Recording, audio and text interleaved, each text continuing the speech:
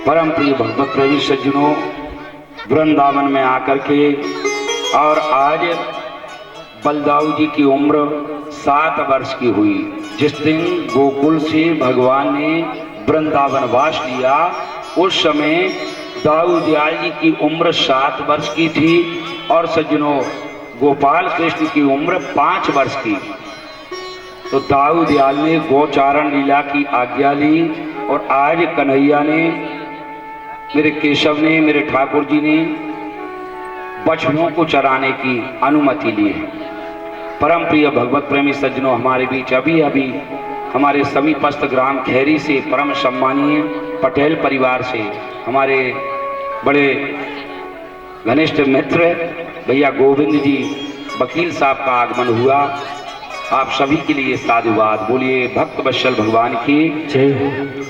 तो भगवान बछड़ों को लेकर के आज गौचारण की लीला का शुभारंभ किया है और कंस ने इधर एक असुर जिसका नाम वत्सासुर है, बछड़े का स्वरूप धारण किया और भगवान के असंख्य बछड़ों में कृष्ण वस्तैर संख्या तैर यूथी कृत्य स्वत्स कान 10-20 हजार बछड़ों को लेकर भगवान गोचारण लीला के लिए गए। यूथ संख्या आई है।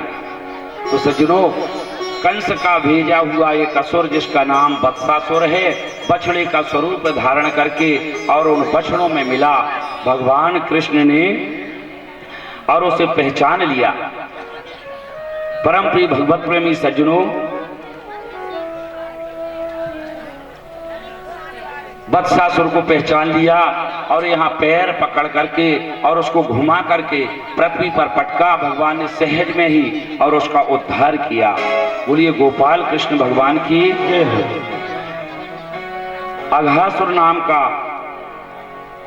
वत्सासुर एक बगले के रूप में भी आया और एक दूसरा असुर आया जिसका नाम है अघासुर, अघ धन सुर। सज्जनों, अघ कहते हैं पाप को, संसार के पाप एक तरफ और अघासुर एक तरफ, इसका नाम ही अघासुर है। आज अघासुर ने आकर अजगर का स्वरूप धारण किया है और विशाल अजगर के रूप में इसने अपने मुख को खोल दिया उस पावन भूमि में। भगवान के ग्वाल सखों ने जब देखा तो कहा ये किसी संतों की गुफा है। अजगर के मुख को गुफा समझा और उसकी जिह्वा को उन्होंने कालीन समझा और गुफा के द्वार को, मुख पर जो दांत थे उनको खूंटी के रूप में समझा।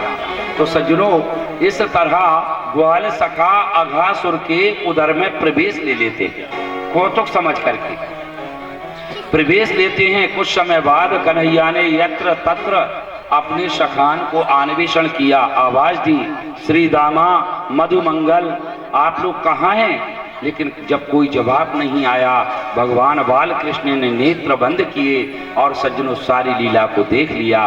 तत्पश्चात भगवान गए तो वहाँ एक मुख के भाग को पृथ्वी पर रखा, मुख के दूसरे भाग को आकाश को छूते हुए ऐसा विराट स्वरूप उसने बनाया। तो भगवान सूक्ष्माति सूक्ष्म स्वरूप भी धारण करते हैं और वक्त आ जाए तो भगवान विराट स्वरूप भी धारण कर लेते हैं। सज्जनों, कहते हैं भगवान ने विराट स्वरूप कब धारण किया? सज्जनों, ऐसा कभी कभी ऐसा 2-1 बार समय आया जब भगवान ने विराट स्वरूप का दर्शन किया, कराया। हम वायु अग्निम सलिलम महीम चा ज्योतिषीम च सत्वान दिशो दुर्मादीन सरित समुद्रांश हरे शरीरम यथ किंच भूतम प्रणमेद अनन्या। सज्जनों, ये 5 तत्व क्षिति जल पावक गगन समीर खम वायु अग्निम सलिलम महीम। सज्जनों, ये 5 जो मुख्य तत्व हैं जिनसे संसार का सृजन लोक पिता में ब्रह्मा करते हैं, ये भगवान का विराट स्वरूप है। समस्त वनस्पतियां भी परमात्मा की रोमावलियां हैं और सज्जनों, भगवान की जो सरिताएं हैं ये भगवान की रक्त सराएं हैं। इस तरह से भगवान वक्त आ जाता है तो विराट स्वरूप का सृजन करते हैं। अणोर अणियांश महतो महियान, विराट स्वरूप से भगवान ने अपने स्वरूप को बढ़ाया। तो सज्जनों, एक पैर से पैर के द्वारा और अघासुर के मुख को ताड़न दिया और अपने हाथों से स्वरूप को बृहदाकार बढ़ाते हुए अगले भाग को ऊपर उठाते गए। वह जो अघासुर अजगर के रूप में आया था वह दो भागों में विभक्त हुआ। इस तरह भगवान ने आज अघासुर का उद्धार किया। बोलिए भक्त वत्सल भगवान की जय हो। अब परीक्षित जी ने पूछा कि महाराज, वध करना अलग विषय है और उद्धार करना, यदि पापों का घर अघासुर है तो अघासुर का भगवान ने उद्धार क्यों किया? तो मेरे भगवान का एक संकल्प है। भगवान का क्या संकल्प है?